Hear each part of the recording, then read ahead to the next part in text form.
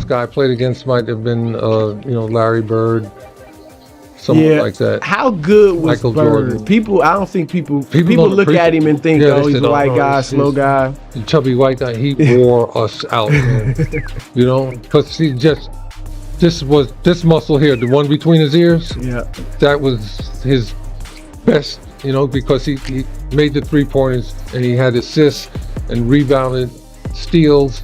He was always at the right place at the right time on the court. One of the great players, I had the opportunity to play against. Larry Bird did something to NBA legends that LeBron James never has. He scared them. Not just made them nervous or uncomfortable, but genuinely afraid to share the floor with him. Magic Johnson admitted Bird was the only player who made his hands shake before tip-off. Michael Jordan said Bird was the one opponent who truly got inside his head. Gary Payton flat out called him the most dangerous trash talker to ever live. And now Kareem Abdul-Jabbar has confirmed what many suspected but few dared to say publicly.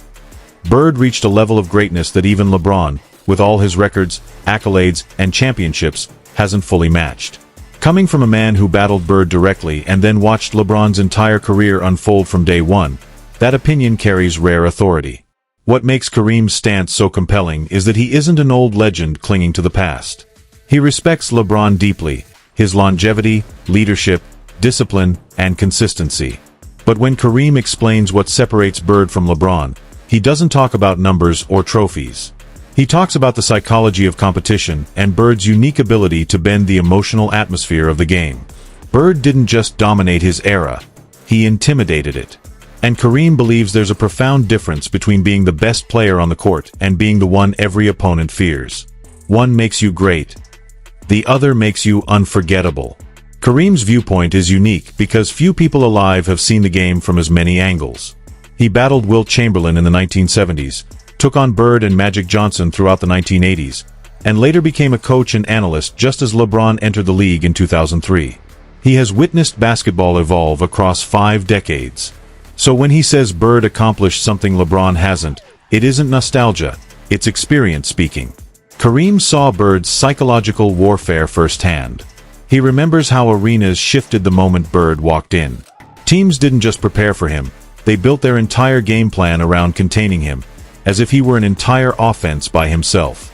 Kareem once described him by saying, Bird played chess while everyone else played checkers, and it wasn't an exaggeration. Bird could see a defense forming before the defenders even realized what they were doing. He made passes that shouldn't have existed and took shots that no textbook would recommend, yet he made them. And the most terrifying part? He often announced exactly what he was about to do, then did it anyway, just to prove his point. LeBron dominates differently. His greatness comes from control, preparation, and a relentless commitment to studying the game. He understands opponents better than they understand themselves and enters each matchup armed with a mental blueprint for every scenario. That's why he has been elite for more than 20 years. But as Kareem notes, there is a distinction. LeBron earns respect. Bird inspired fear. When Bird stepped onto the floor, players worried about getting embarrassed. When LeBron steps onto the floor, players worry about executing properly. Both are powerful forms of dominance, but only one leaves behind stories that make retired players shake their heads decades later. The eras they played in also shaped the conversation. Bird's NBA in the 1980s was vicious. Hand-checking was allowed. Defenders could shove, grab, and hit without consequences. The bad boy Pistons didn't just defend, they tried to break you. Bird thrived in that brutality. He took elbows, got slammed to the floor, played through chronic back pain, and still delivered 30-point nights with his signature smooth jumper. There was no load management, no personal recovery teams, just grit, tape, and ice. From 1984 to 1986, Bird averaged 26 points, 10 rebounds, and 6 assists while shooting 50% from the field and 40% from deep, winning 3 straight MVPs and 3 titles in 5 years against rosters loaded with Hall of Famers. That wasn't dominance. It was command in the toughest physical era in league history. LeBron entered a very different NBA. By 2003, the league had polished branding, advanced medical science, and rule changes that drastically reduced physical contact. Hand-checking was banned in his second season. Driving lanes opened, spacing increased, and careers lengthened thanks to modern nutrition, recovery technology, individualized training, and private team travel. Kareem isn't saying LeBron had it easy, just that eras shape players in different ways. Bird didn't retire early because he lacked toughness. He retired early because his era demanded a level of physical sacrifice that simply isn't required today. Even the numbers reflect their differences. Bird played 13 seasons and averaged 24 points, 10 rebounds, and 6 assists on nearly 50% shooting, 38% from 3, and 89% from the line. A near 50-40-90 player long before it became a standard. LeBron, across 21 seasons, averaged 27 points, 7 rebounds, and 7 assists with 4 MVPs, for championships and the all-time scoring record. Kareem respects all of that. But his point is bigger than numbers. Bird possessed something psychological, something emotional, that transcended stats. And that's why Kareem says what he says. Larry Bird didn't just beat opponents. He haunted them. LeBron is one of the greatest athletes the sport has ever produced. But Bird was the competitor who made legends afraid to compete. And that difference, Kareem believes, is what continues to echo across NBA history. Kareem often emphasizes that sustaining greatness for as long as LeBron has requires a level of discipline most players can't fathom. But he also notes that today's style of basketball quietly boosts counting stats in ways people often overlook. The modern game is played at a faster pace. Teams now average around 100 possessions per night compared to roughly 95 during Larry Bird's prime. So naturally players have more chances to score, rebound, and assist. It's not a knock on LeBron. It's simply how the numbers work. What impresses Kareem most about Bird is not the volume of his production, but the efficiency he delivered when the stakes were highest. In playoff elimination games, Bird actually elevated his performance to 27 points, 10 rebounds, and 7 assists. And in Game 7s he regularly shot above 50% while keeping turnovers to a minimum. To Kareem, that proves Bird's greatness wasn't rooted in numbers but in timing, composure, and the ability to take full control precisely when the game demanded it. LeBron has had his share of iconic postseason stretches. 2012, 2016, and 2020 are undeniable highlights. But there have also been moments where his efficiency dipped against defenses that collapsed the paint and forced him to rely on his jumper. The debate over durability complicates things further.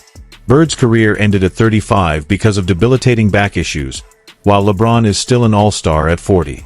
On the surface, that suggests LeBron is tougher or more dedicated, but Kareem argues the reality is more nuanced. Today's NBA superstars benefit from private flights, luxury travel, customized medical treatment, advanced recovery science, and schedules designed to minimize physical strain. Bird played in an era defined by constant contact, relentless physical punishment, and almost no rest. For Kareem, the question isn't who played longer, it's who did more with the environment they were given. Judged that way, Bird's shorter window of pure dominance still carries enormous weight. This brings Kareem to what he considers the heart of the discussion. Greatness isn't measured by applause, statistics, or headlines, but by respect, specifically, how other legends speak about you behind closed doors. When players talk about Larry Bird, the tone shifts immediately. Magic Johnson admitted Bird was the only opponent who legitimately made him nervous. Gary Payton called him the coldest trash talker in basketball history. Michael Jordan said Bird was the one player who truly scared him. That isn't nostalgia. It's the highest form of earned fear. LeBron, on the other hand, commands admiration. Players praise his intelligence, preparation, leadership, and longevity, but he doesn't create the same sense of psychological intimidation. Kareem believes that difference exists because Bird weaponized mental warfare. He wanted to embarrass defenders, told them exactly what he planned to do, and then did it with a smile.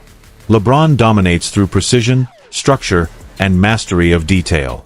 Both styles work, but one inspires all while the other inspires respect, and that distinction matters. Kareem also notes that competitive culture has shifted dramatically. Bird's rivals were determined to beat him.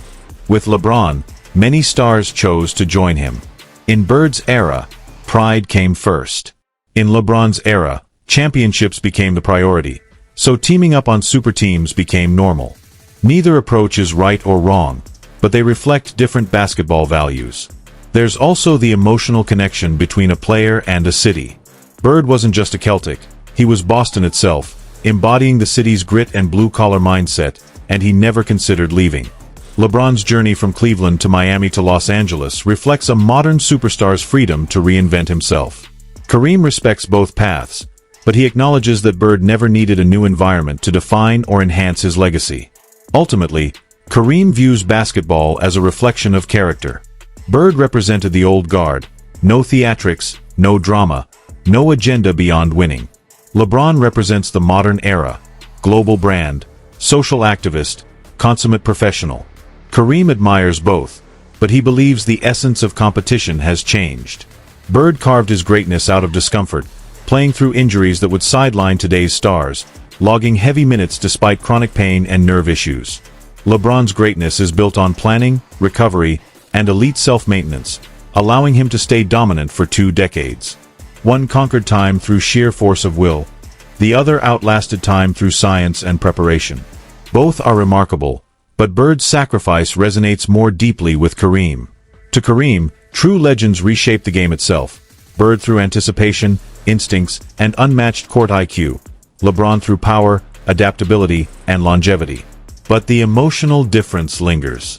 When Bird stepped onto the floor, opponents felt fear, an immediate sense that something bad was coming, and that they were powerless to stop it. When LeBron steps onto the floor, opponents feel pressure. They know one mistake will be punished. Bird felt personal. LeBron feels systematic. Both dominate, but only one embodied the raw heart of old-school competition. So when Kareem compares Bird and LeBron, he's not offering a final verdict. He's giving the perspective of someone who lived through both eras, someone who saw how the game and its values evolved. And his conclusion is simple. Greatness isn't just about longevity, records, or popularity. It's about whose presence changed the culture of basketball.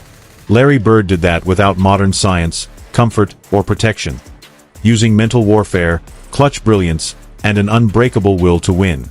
In doing so, he preserved what basketball once stood for: pure competition, ruthless execution, and respect that survives long after the final buzzer. To Kareem, that is the highest form of greatness, regardless of what the record books say.